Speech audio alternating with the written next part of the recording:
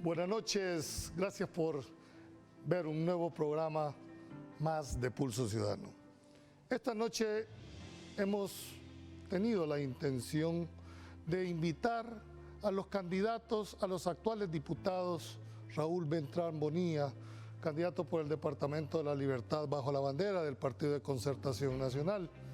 Y también tenemos en los estudios al doctor René Portillo Cuadra, que actual diputado y candidato a la reelección bajo la bandera del Partido de Alianza Republicana Nacionalista.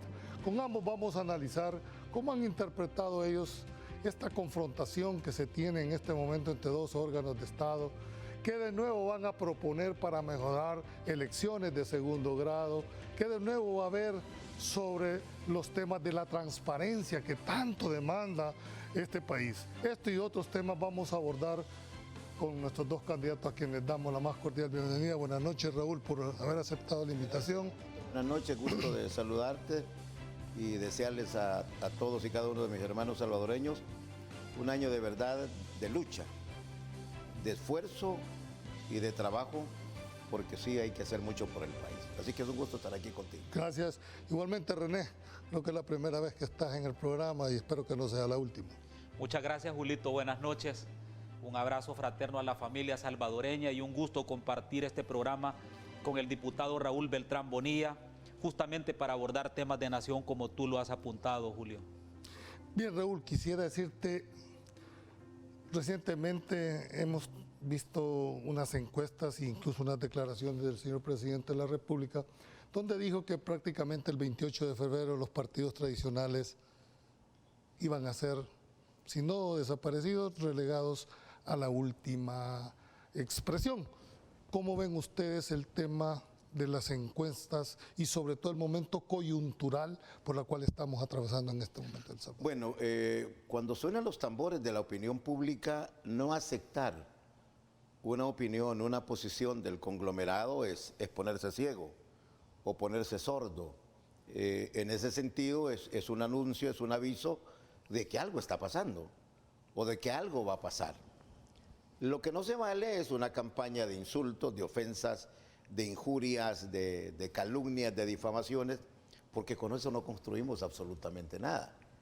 A mí me encanta estar en los programas de la radio, de la televisión o en una entrevista para periódicos, precisamente para sumar. Son operaciones que los salvadoreños las tenemos ahí, producto de la matemática. Es decir, eso no fue por gusto. Sumar y multiplicar. Dividir y restar también están ahí las operaciones, pero ver el escenario con sangre fría también nos da una proyección de qué es lo bueno que hemos hecho, pero también hay que admitir o reconocer qué es lo malo que hicimos en el pasado reciente. Todo eso está en el tapete de la opinión pública y que hay que respetarla como tal. Sabemos también, ha sido parte de nuestro trabajo en el pasado reciente, de cómo la manipulación mediática o cómo la manipulación de encuestas se da. ¿Tú crees que esta es una manipulación? Bueno, me atrevería a decir que sí. Cuando uno camina por los caseríos y cantones o los más apartados rincones del Departamento de la Libertad, por decir algo, aunque yo soy vago, El Salvador a mí me encanta, me fascina mi país, y dice, mire, ¿y por aquí lo han encuestado? Ni sabemos qué es eso. Y mire, y la whatsappeada, como dicen hoy los muchachos, ya el verbo ya está metido.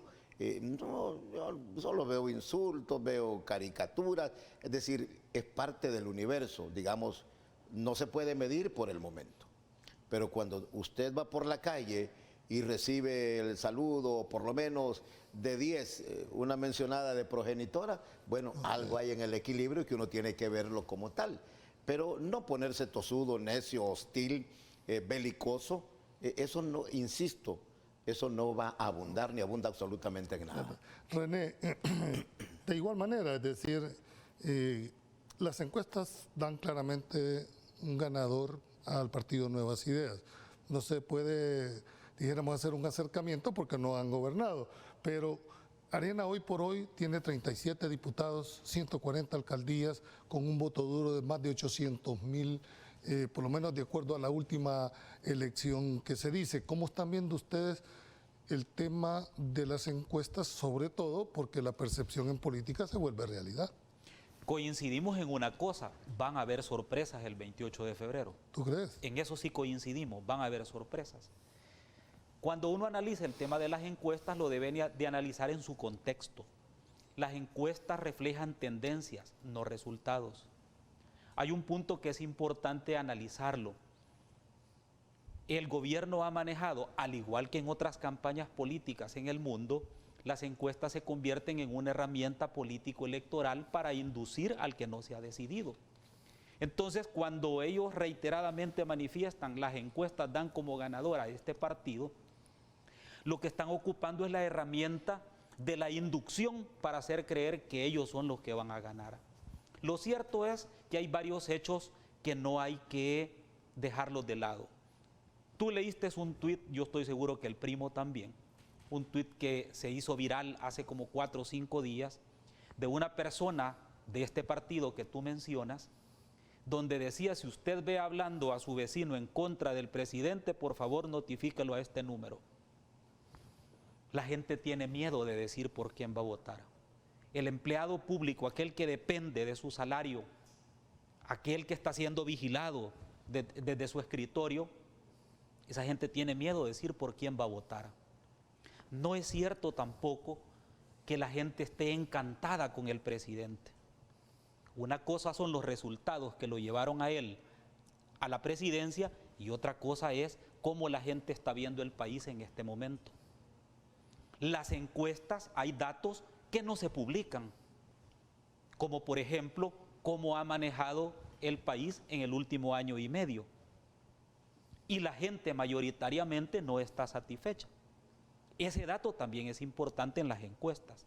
Entonces, partir de la premisa de decir que este partido es el que va a ganar las elecciones porque las encuestas así lo dicen, me parece que es un error político de principiantes.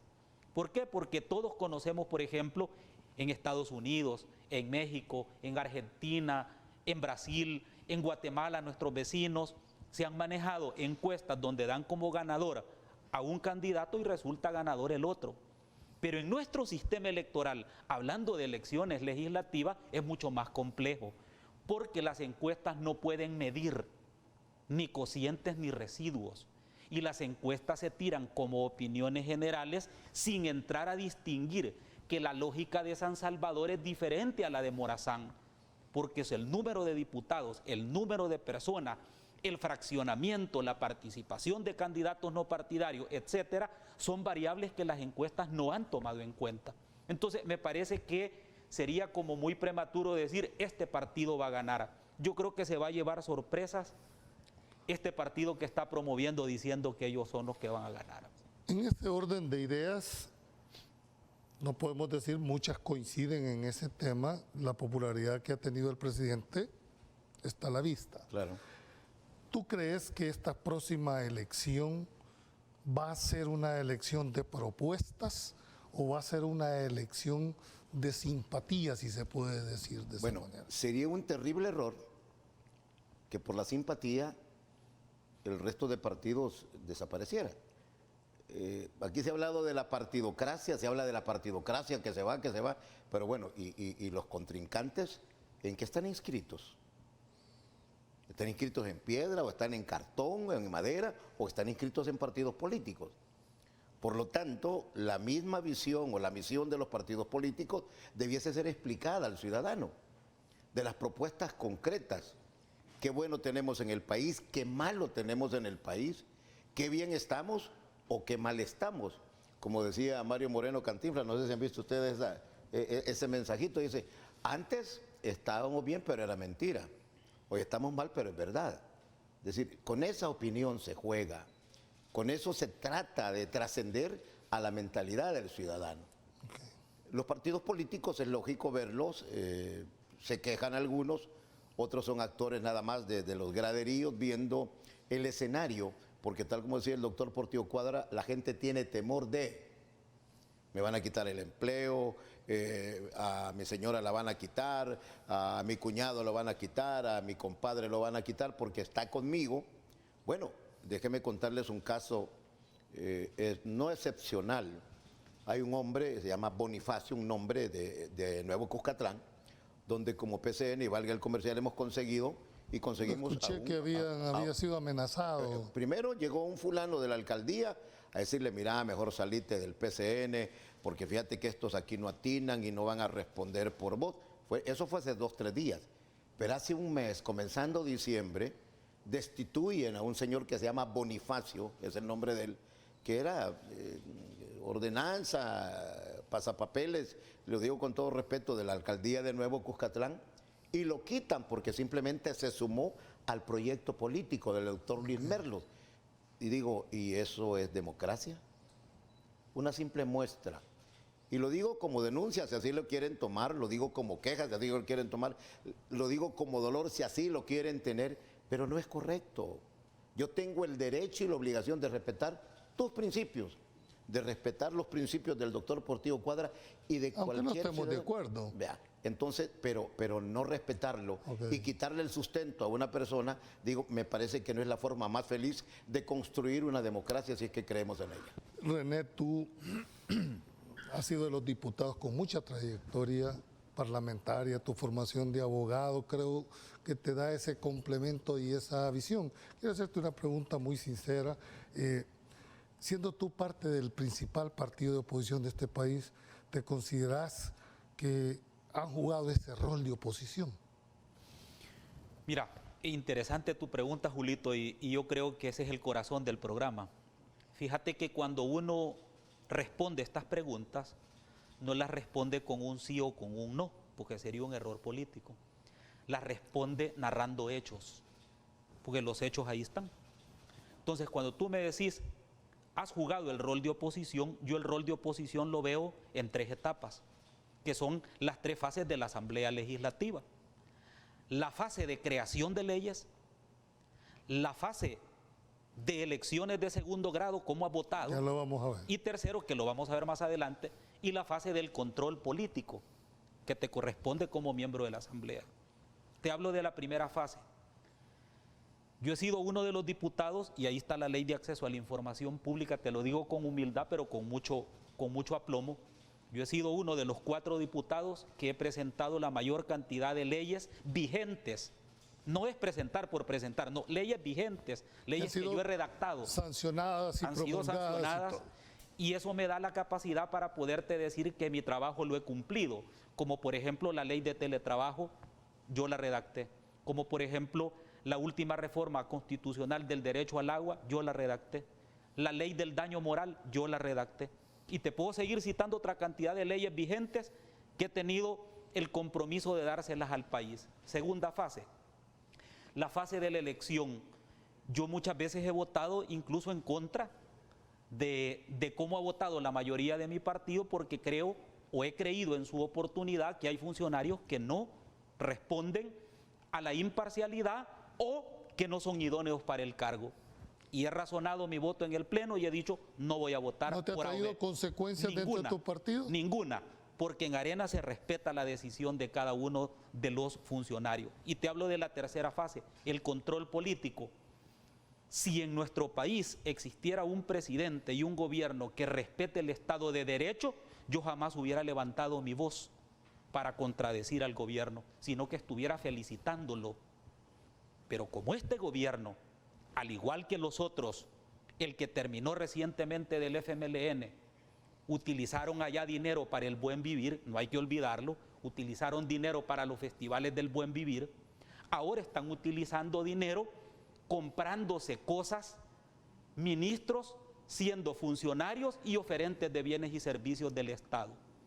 Yo he sido uno de los diputados que ha levantado la voz con fuerza, con firmeza y con decisión, y lo voy a seguir haciendo hasta el último día de mi mandato, porque considero que cuando un diputado no levanta la voz para denunciar la injusticia, se vuelve parte de ella. Esas 3 cosas que te acabo de mencionar me dan la pauta para decirte que hemos jugado un rol de oposición. Cuando me decís hemos, ¿es Portillo Cuadra o el Partido Arena? Mira, nosotros como partido hemos jugado un rol de oposición responsable.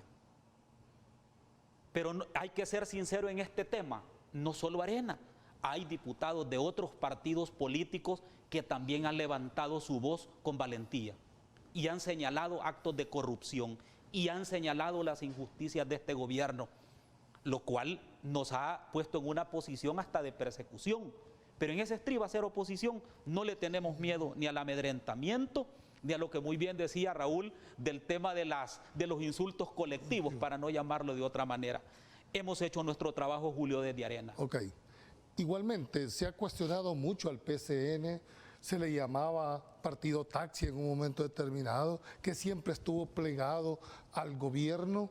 Sin embargo, ¿cuál es el rol que a juicio tuyo ha jugado el PCN en esta coyuntura? Bueno. No me refiero a Raúl Beltrán porque sabemos tu trayectoria, Claro. me refiero como instituto político, que al final es lo que se evalúa, ¿verdad? ¿Se han considerado ustedes oposición al gobierno? En momentos sí, en momentos no. Hay que ser sincero con los amigos televidentes, con los consumidores del medio. En unos momentos sí, en otros no. El último caso que acaba de ocurrir, el presupuesto. La mayoría de nosotros aceptó el financiamiento del presupuesto. Cuando ya entramos al choque de la asignación, ahí nos apartamos. Unos porque no estaban, unos porque se fueron, otros porque no quisieron llegar, y los que nos quedamos nada más para ser espectadores, previendo las consecuencias. Es decir, más habla el diablo por viejo que por diablo.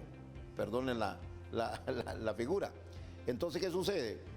Nosotros hemos sido claros, hechos de corrupción, y para no hacerlo muy largo, el tema, por ejemplo, del presupuesto, en el tema del cumplimiento estricto de la famosa carta de la declaración jurada.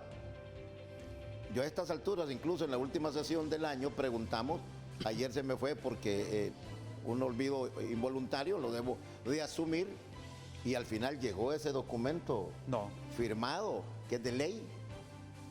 Entonces, vamos a entrar ya poquito a poco, en lo que queda de este mes, vamos a entrar en un choque otra vez, en un desgaste que se pudo evitar. Yo incluso les he dicho, miren, si los señores funcionarios o el señor presidente no quiere venir a la asamblea, hombre, toquémosle la puerta y vamos a platicar. Y al final, ¿quién pierde? Bien, tengo que ir a un corto comercial, pero ya entramos en el verdadero tema y esta es una tertulia. También, René, puedes participar en el momento.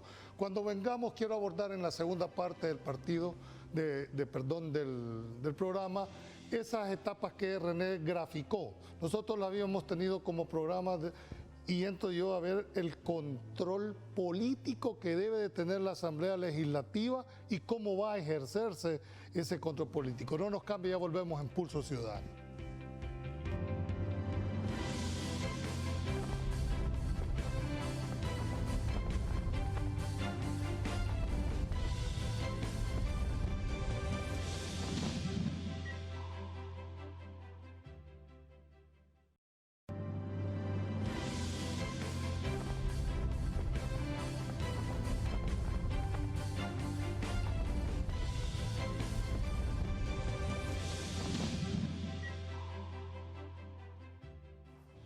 Gracias por continuar en esta segunda parte, o en este segundo segmento del programa. René, me había quedado, como tú muy bien definiste, las tres etapas o roles que juega la Asamblea Legislativa: la creación, la formación de leyes, la elección de funcionarios de segundo grado y por último el control político que tiene la Asamblea.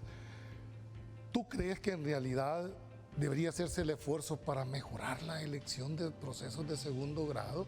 Porque hemos visto que se crea una famosa subcomisión, ¿verdad?, que hace todo el trabajo, pero que al final decide de otra manera. Entonces la ciudadanía percibe, incluso los que de alguna manera generamos opinión, decimos, bueno, entonces ¿de qué sirve hacer una subcomisión si al final los dados ya están cargados y vienen terminando siendo, como muchos dicen, una cuota partidaria? ¿Qué me decís? Bueno, mira, interesante la pregunta porque muchas veces se le dice a la Asamblea Legislativa de que es la Asamblea la que invade funciones del Ejecutivo. En nuestra realidad jurídica hay que distinguir entre lo que es una Cámara, un Senado y una Asamblea.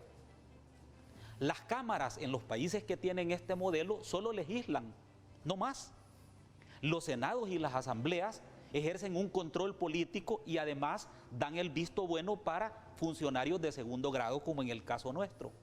En ese sentido, exactamente el 17 de septiembre del 2018, yo presenté un pliego de reformas a la ley, al reglamento interior de la Asamblea Legislativa para legislar las elecciones de segundo grado. Presenté en esa reforma que se tenía que hacer una entrevista, que debía de existir un baremo, que debía de existir un cuerpo de notables colegiados que examinara a cada uno de los participantes o postulantes, que debía de existir un dictamen primero de la comisión y que después debía ser validado por el Pleno de la Asamblea. No tuve los votos, pero sí conquisté algo muy importante. A partir de esa discusión que no quisieron aprobar, se metió dentro de la dinámica, no como reforma, pero sí dentro de la dinámica, las famosas entrevistas. Algo gané, porque ahora por lo menos, antes no se hacía, ahora por lo menos tenés al postulante entrevistado públicamente. Cuestionado. Cuestionado, primo, correcto, públicamente. No he renunciado a esas reformas, las vamos a aprobar en algún momento que haya correlación. Pero si hay algo que es importante, y en estas elecciones, Julio, eso es lo que nos vamos a jugar, es que al concentrar el poder en un solo partido político, en una sola persona o en una sola familia de hermanos, estas personas van a decidir quién es el fiscal, quiénes son los magistrados de la Corte, quiénes son los magistrados de las diferentes salas del órgano judicial, quiénes son los miembros del Tribunal de Ética, es decir, quiénes son todos los funcionarios de segundo grado. Van a empezar a poner personas partidarias y amigos que simplemente le van a obedecer al presidente, y entonces habremos perdido la república, habremos perdido la libertad, porque el presidente va a decidir a quién investiga, a quién mete preso, a quién va a traer y a quién manda a la cárcel, seas culpable o inocente. Ese tema es lo que nos vamos a jugar el 28 de febrero. Mira cómo está Venezuela. En Venezuela solo levanta un dedo Maduro, le señala a una persona y esa persona desaparece. Eso es lo que nosotros no queremos en nuestro país. De igual manera, ya dijo René el tema de la elección de segundo grado. La percepción que tiene la ciudadanía también ha sido que ha sido una repartición de cuotas de partido, porque en la Asamblea funciona la aritmética legislativa, por más que queramos, dijéramos, aquí ojalá, en cualquier parte del mundo. Así funciona. ¿Es válida la negociación? Sí, sobre la mesa. La pregunta que te quiero hacer, porque también la ciudadanía percibe, lo percibimos nosotros, es que ¿están ustedes dispuestos en esta nueva legislatura de favorecerles el voto, de cambiar esas actitudes, Raúl, en el sentido de que ya no podemos estar cambiando agendas ese mismo día, introduciendo piezas de correspondencia, dispensas de trámite, sin hacer las discusiones que reclaman las comisiones? De todos hemos conocido que se introduce, se modifica, se vota y se da. Creo que esas son las cosas que deberíamos de estar analizando y de proponer. ¿Qué me puedes decir vos de tu compromiso en la próxima legislatura con respecto a este tema? Bueno, yo termino el 30 de abril y depende de la voluntad del soberano, que es el ciudadano que vota. Pero igual que el doctor Portillo Cuadra, yo tengo frustraciones de las propuestas que de alguna manera hicimos buscando la gobernabilidad. Propuse, por ejemplo, 30 años de cárcel para los delitos de peculado y de robo de los fondos públicos. Ni fu ni fa. Propusimos que los delitos contra el Estado no prescribieran. No prescriban jamás. Pero para eso necesitas una reforma constitucional, no puede ser una ley secundaria. Pero no he visto así a 10 diputados que llegan y que digan, aquí venimos con la reforma. No, si hay una que firmamos 20. Es decir, estamos hablando de lo que intentamos hacer y no se pudo. La pregunta del millón, y que el 28 de febrero tendrá respuesta por lo que oímos, por lo que creemos, o por lo que vemos, o por lo que va a suceder. Correcto. Y ya lo decía el doctor Portillo Cuadra muy bien. ¿Será bueno para el país la gobernabilidad de 60 o 70 diputados de Gana y de Nuevas Ideas? Es decisión del pueblo. Pues si al final el pueblo decide... Claro, es decisión del ciudadano que vota, o responsabilidad de que se quede en su casa y dice, si yo no trabajo no me harto, perdonen el término muy castizo, muy salvadoreño. Entonces, temor de nuestra parte, no. Lo único que pensamos y decimos, bueno, ¿y qué le vamos a dejar de herencia a las nuevas generaciones? Un país después de 29, 30 años que logró la paz con un sangramiento terrible. Es que solo los que no estuvieron acurrucados con las balas no saben el precio que tiene la libertad. Y hoy es fácil decirlo, y bendito sea Dios que el joven grita, insulta, hace lo que quiere. Eso es ser libre en un país. Entonces volvemos al trabajo de la Asamblea. ¿Qué ocurre? Que muchas veces nos hemos enfrascado en discusiones.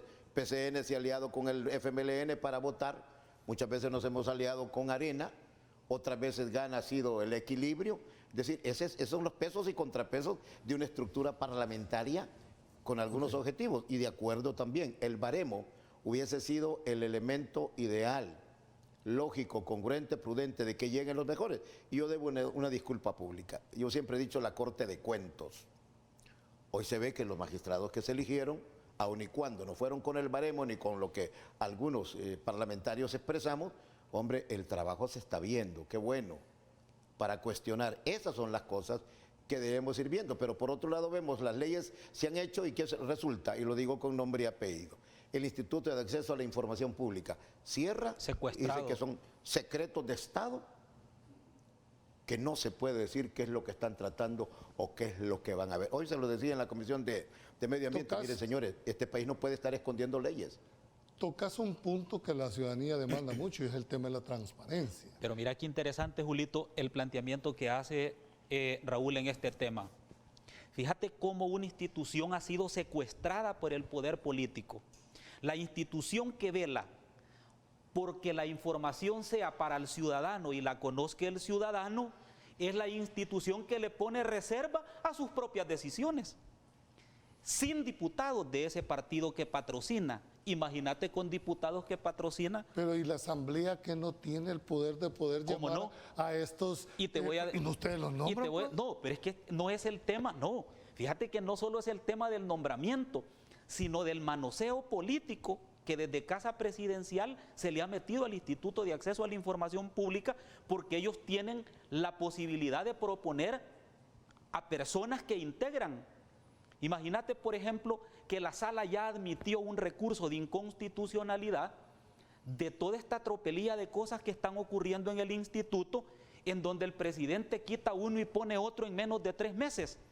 Y el que quitó es peor que el anterior que puso, es decir, hay una situación de inestabilidad, todo por un solo propósito, ocultar la información.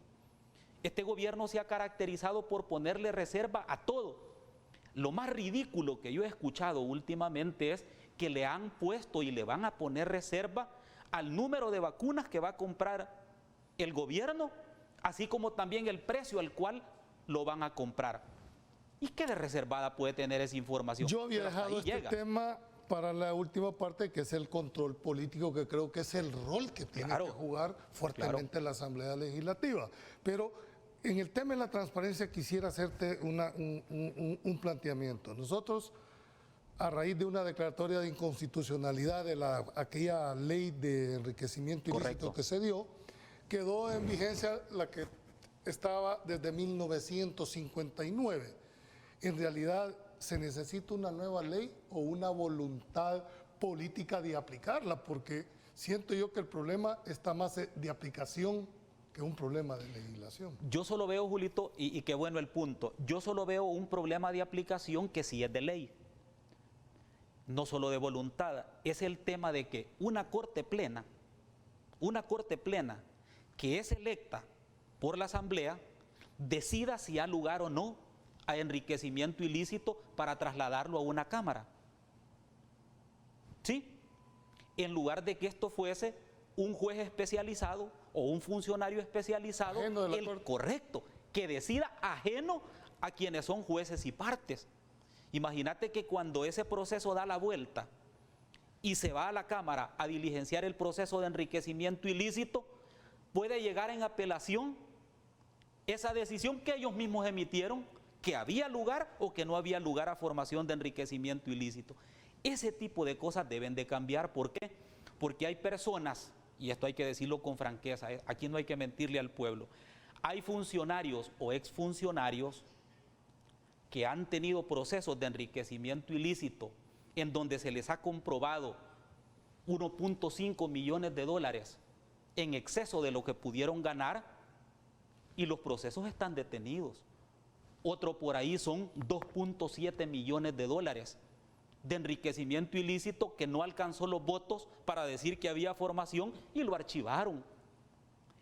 Cuando este dinero es dinero del pueblo, yo aprovecho para felicitar a la sección de probidad, a su jefe y a quienes han hecho el trabajo bien, porque en honor a la verdad ha detectado más dinero de enriquecimiento ilícito la sección de probidad que la misma Corte de Cuentas, con excepción hecha de esta Corte que ha hecho un trabajo digno, pero sobre todo valiente.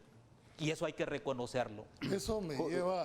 Justo iba a terciar con el doctor sobre este tema. Y lo digo siempre con experiencia y con ejemplos. Hoy que necesitaba la solvencia para buscar la inscripción y buscar un nuevo periodo en la Asamblea, pues solicitamos a Providad la solvencia. Y le digo, mire, me interesa hacer mi declaración. No, me dijeron, tiene que hacerla hasta que termine su mandato de 3 años. Y me puse a reflexionar y lo digo en voz alta. Bueno, ¿y que no podríamos hacer esto cada 30 días? ¿Qué nos costaría? O póngale 6 meses, o si quiere póngale 1 año. Pero después de 3 meses o después de 3 años, algo pudo haber pasado.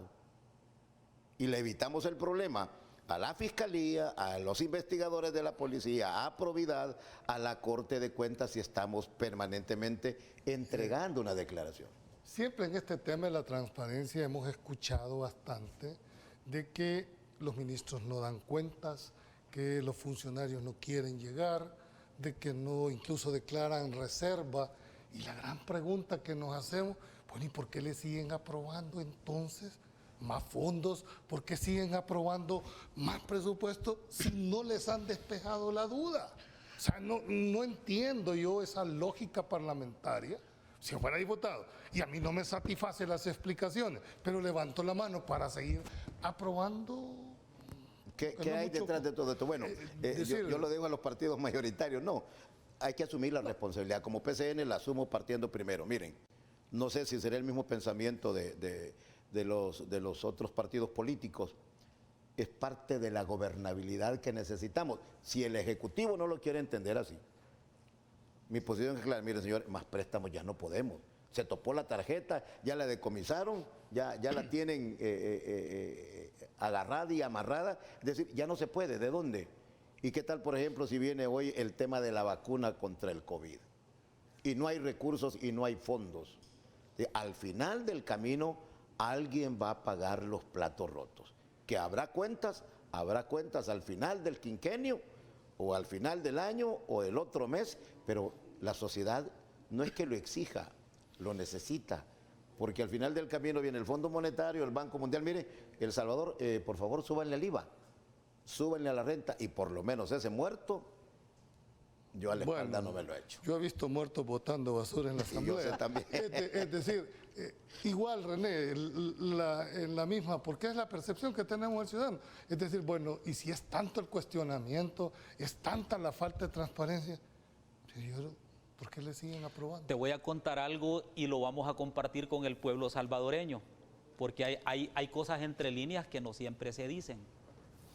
¿Sabía usted, hermano salvadoreño, salvadoreña, que este gobierno de marzo del año pasado a esta fecha ha obtenido 1.800 millones de dólares en letes, CETES y bonos?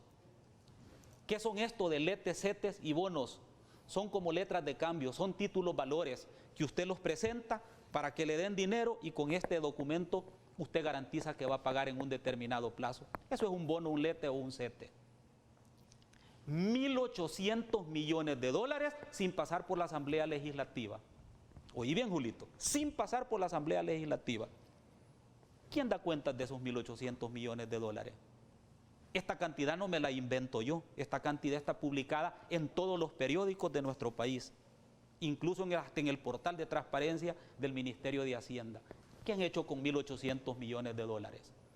Entonces, lo que ellos han dejado de invertir, malinvertir o sustraer, no solamente es lo que la Asamblea ha aprobado, que dicho sea de paso, te voy a contestar con esta pregunta, la primera que hacías al inicio del programa, cuando hablaste de la gobernabilidad, de la polarización que había.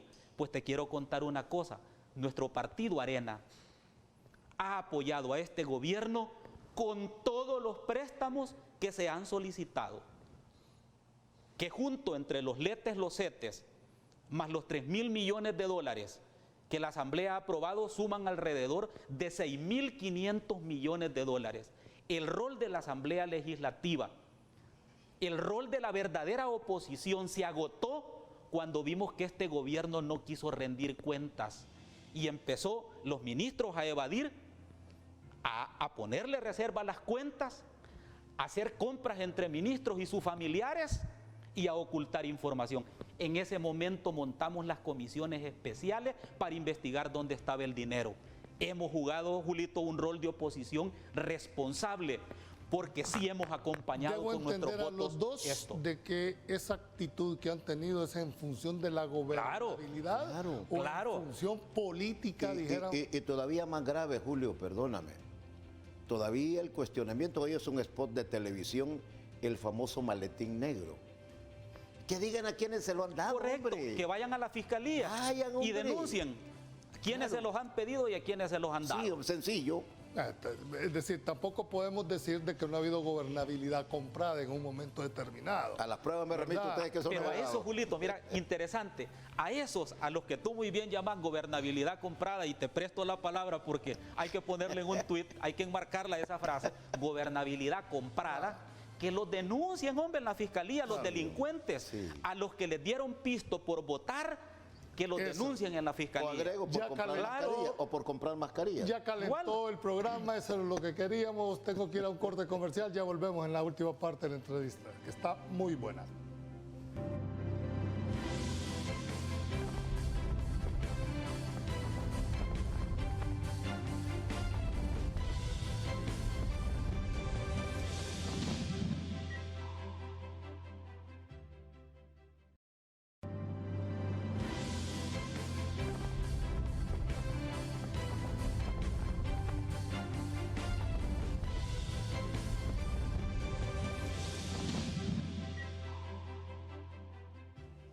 Gracias por continuar en Pulso Ciudadano. Yo creo que ya llegó al calentamiento del programa. Antes de irnos a corte comercial, había dejado yo en entredicho de que en este país, hay que decirlo con mucha seriedad y propiedad, ¿es válida las negociaciones? Sí. Yo creo que debe haber gobernabilidad negociada, pactada, pero una gobernabilidad comprada creo que debería de ser como la principal misión para poder, siendo la Asamblea Legislativa el órgano político por excelencia, es válido que negociemos sobre la mesa, pero esa gobernabilidad comprada, creo que el daño que se le está haciendo al país ha sido tan grande. Yo soy un enamorado, y perdonen el yo, debiese decir, soy un enamorado de que las cosas se hagan hoy con tanta tecnología. Y lo decía esta tarde en la Comisión de Medio Ambiente y Cambio Climático, que la preside Marta Evelyn Batres, una excelente diputada de Arena, así como la de Salud Pública está dirigida por una excelente médico del FMLN, es decir, para ver los pesos y contrapesos, porque no se le puede quitar el mérito a las personas. Les decía, miren, cuando hablemos del tema de la ley del agua y de la veeduría, se llama la estructura que se va a crear, que sus decisiones sean transmitidas a través de los medios de comunicación. Oye, es fácil, un teléfono y usted va a todo el mundo con la señal.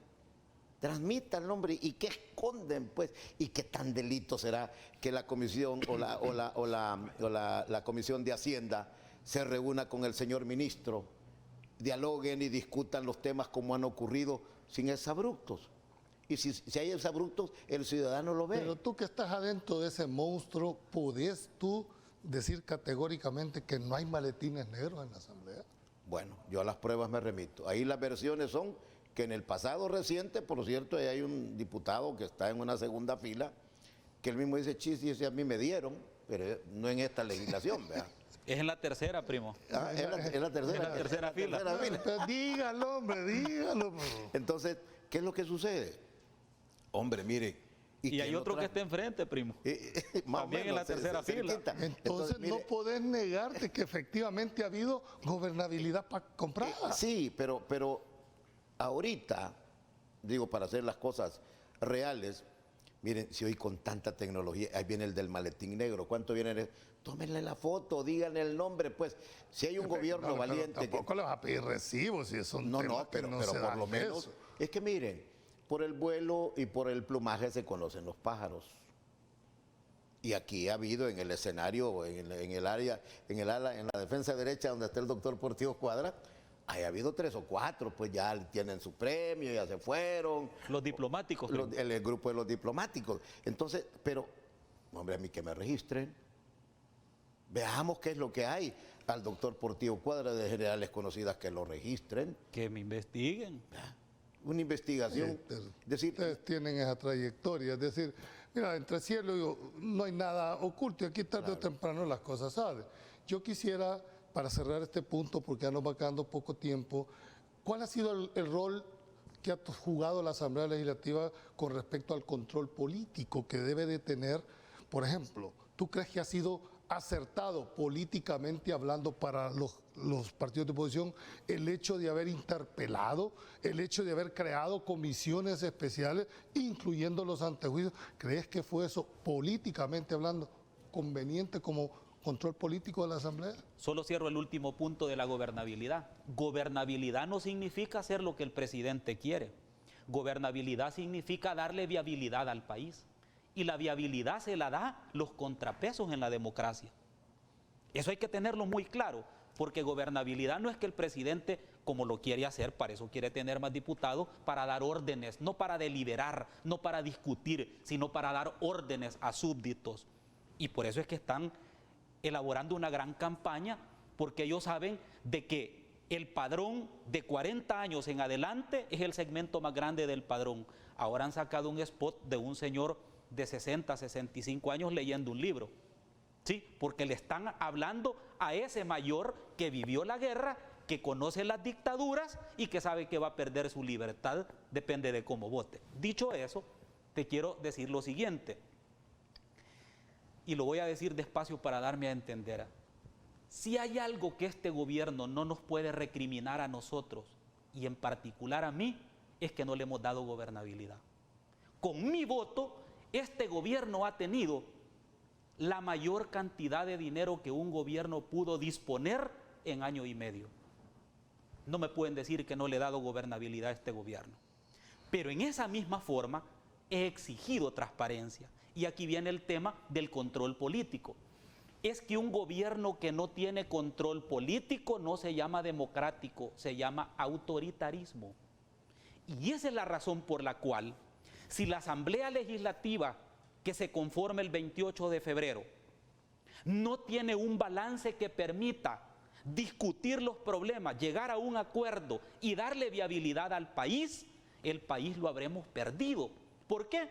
Porque nunca se hicieron antejuicios o comisiones especiales en los gobiernos del FMLN, en el de Funes y en el de Sánchez Serén.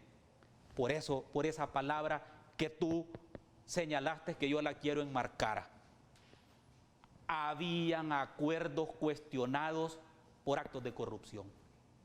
Habían, dice la gente, maletines negros. Había gente... Gobernabilidad comprada.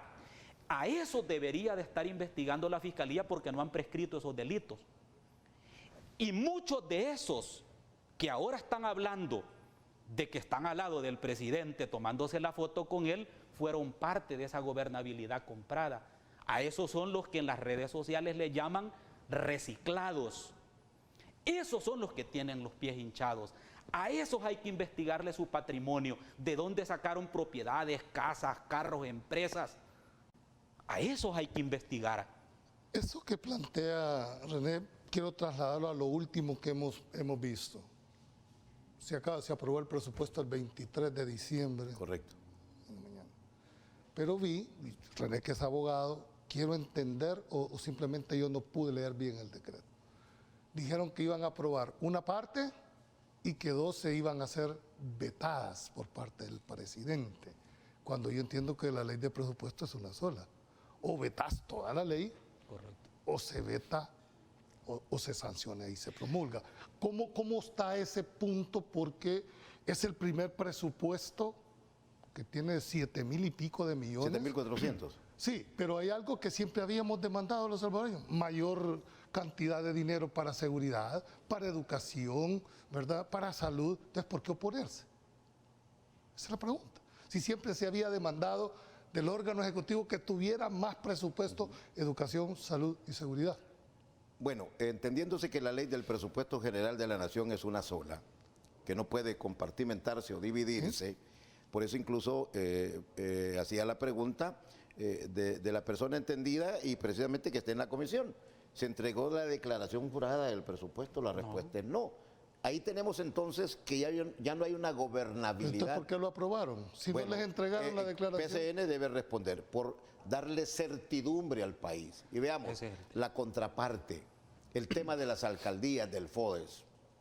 Como decía muy bien el doctor, mire, la corrupción. Propuse en la aprobación de esa ley de los 2,000 millones que ningún miembro del Consejo Plural de las 262 alcaldías debiese dejar de lado su firma. Si una firma faltaba, no había erogación de fondos, para darle la certidumbre al país y la responsabilidad y el cumplimiento estricto de la ley. Okay. Hombre, miren, 40 votos sacamos, pero no nos damos por derrotados. Pero se trata precisamente de ir caminando en esa lucha. Por eso, PCN, señores, está el presupuesto, que lo van a partir, que la Corte Corte Suprema de Justicia pueda declararlo inconstitucional, ya serán otros $2. Sí. Por eso quiero hacerte la pregunta muy franca, René. Es decir, si no les presentó la declaración jurada, hay un incumplimiento a la norma. Entonces, ¿por qué se lo aprobaron? Hablemos de lo que está detrás de lo que muy bien planteas tú. Es que este gobierno se nutre, se alimenta y confunde a la gente a partir del odio, de la división y la desinformación. Este gobierno está jugando el rol de una oposición irresponsable. Y nosotros, como oposición responsable, estamos generando una posición del país para darle gobernabilidad y certeza jurídica. Fíjate bien, te estoy hablando de una inversión de los papeles. De eso te estoy hablando, de que el gobierno fomenta el odio, la división, precisamente para confundir a la gente y decirle, ya ven, los mismos de siempre no me han aprobado, no me han dado. Yo les he pedido y no me han dado. Y resulta que nosotros como oposición hemos dado gobernabilidad, hemos dado dinero, hemos dado el presupuesto. Lo único es que el presupuesto que él presentó, nosotros le quitamos 7.5 millones en publicidad para que construyeran viviendas mínimas para la gente de La Málaga y de otras colonias. Le quitamos dinero de la OIE para poder incrementar las pensiones mínimas de 207 a $304. Y puedo seguir contando en que rebajamos, pero para darle a la gente que más lo necesita. Ahora te voy a decir una cosa. ¿Por qué este gobierno juega a la polarización y al choque? Porque mucha gente está confundida en que los mismos de siempre es Arena y el FMLN. Pues mire, yo le quiero decir una cosa, y voy a hablar por mi partido. Los mismos de siempre, los que saquearon el país con la bandera de Arena y se valieron de la bandera de Arena para tomar dinero del Estado, unos están en Nuevas Ideas, otros están en Ghana y otros están en Mariona presos. Y hay otros que todavía los deben de investigar. Pero en nuestro partido no hay corruptos. En nuestro partido hay gente honesta que carga con una culpa de aquellos que se arroparon con la bandera para tomar dinero del pueblo, que ahora están en otros partidos y quieren regresar vestidos y coloreados de otros colores. Yo lo que quiero dejar esta noche en ustedes mismos, entiendo el planteamiento que hace René en el sentido de decirle, bueno, nosotros lo que hicimos, a pesar de que ese presupuesto no venía... Está desfinanciado, lo aprobamos. Yo tengo que decir que disiento en cuanto a la forma, de eso se porque trata. Si no se cumple con los requisitos que dice la ley para poder aprobarse un presupuesto, ¿no se estarían ustedes volviendo cómplices? Solo déjame que te responda ese tema, porque sí es importante. Mira, Si este caballero que está gobernando y su familia y su grupo fue capaz de tomarse la Asamblea Legislativa, meter militares, policías, hacer un meeting, amedrentar a la gente por 109 millones de dólares para seguridad, que él dijo que la Asamblea no le había aprobado, yo me pregunto qué hubiera pasado si no hubiésemos aprobado el presupuesto, no el que él quería, sino el presupuesto para la gente. A este tipo no le importa colapsar el país, no le importa darle fuego al país, pero a nosotros sí, porque esta es la única casa donde vive nuestra familia. A nosotros sí nos interesa darle gobernabilidad al país, y esa es la razón por la cual la gente tiene que pensar que el 28 de febrero no solo va a ir a marcar una papeleta, va a ir a decidir cómo quiere vivir los próximos años. Okay. Esa es la tarea de la gobernabilidad. ¿Qué mensaje finalmente ya para ir aterrizando? Bueno, en primer lugar, como PCN, decir, señores, nosotros seguiremos trabajando por la gobernabilidad, por la certidumbre del país. Esa ha sido la historia del PCN. Luchar contra la corrupción, venga de donde venga, y cuestionar y poner en el sitial al responsable, partiendo primero de una historia. No es sagrada, no es divina, es humana. Los 4 gobiernos del PCN, díganme cuál de los 4 presidentes se fue con el señalamiento de que fue ladrón. Uno de los 4 presidentes que tuvo el PCN. Acaba de morir el general Romero y murió con los zapatos rotos, murió en la pobreza. Sánchez Hernández, Julio Rivera, el único que está vivo es el coronel Molina. Ningún gobierno fue cuestionado por corrupción. ¿A qué eran yucas, qué eran duros? Ah, bueno, pero miren el país que tenían, miren el país que heredamos. Pero tampoco podés negar muchos de los derechos que en un momento determinado se totalmente de acuerdo, y que Julito, nos llevaron a una guerra innecesaria. Y hoy lo vemos, hoy dice, mire, que el FMLN y Arena hagan un fondo común de 60 diputados. Ese es el derecho del legislador, por el amor de Dios, dentro de una democracia. Pero ¿qué es lo que sucede cuando nosotros hablamos de la historia moderna del PCN? Gobernamos con el FMLN, sí. Gobernamos con Arena. Sí, y todos tenían esos epítetos que te dije al principio. Pero Julito, que nos cuestionen y nos digan quién del PCN hoy. Y termino con esto, Julio, con algo que creo que es vital, que es necesario. Y tal vez replicar las palabras del doctor. Señores, la libertad no tiene precio. La libertad no es privilegio de políticos, es derecho del ciudadano ser libre. Y en especial la gente joven. Okay. Luchen por ello. Quiero terminar en 3 minutos menos. Quizás, René, ¿tú crees que en esta confrontación interórganos el rol que ha jugado la Sala de lo Constitucional ha sido la correcta en cuanto a celeridad y en cuanto a fondo? Yo te puedo decir que en términos generales sí. Si tú me dijeras que la calificara de 1 a 10, yo le pusiera 8. Y creo que el único punto donde sí es necesario acotarlo es en el tema de la celeridad. Hay sentencias que debieron salir en momentos oportunos, con mayor valentía, y creo que en algunos casos jugaron malabares, y eso le hace mucho daño al país. El pueblo va a recordar una sala valiente, no una sala tímida. Y yo creo que ese es el rol que debe de jugar también una asamblea legislativa. El pueblo te va a recordar por lo que propusiste y por lo que hiciste, no por lo que permitiste. Bien, hemos llegado al final. Me comprometo a darle la segunda ronda a este tema. Es usted, amigo televidente, el que está viendo las propuestas y las posiciones de los candidatos a diputados. Y serán ustedes los que el 28 de febrero sean los que elijan quiénes deberán de ser los próximos representantes y su forma de pensar. Pasen buenas noches, que Dios los bendiga y nos vemos el jueves en otro programa más de Pulso Ciudadano.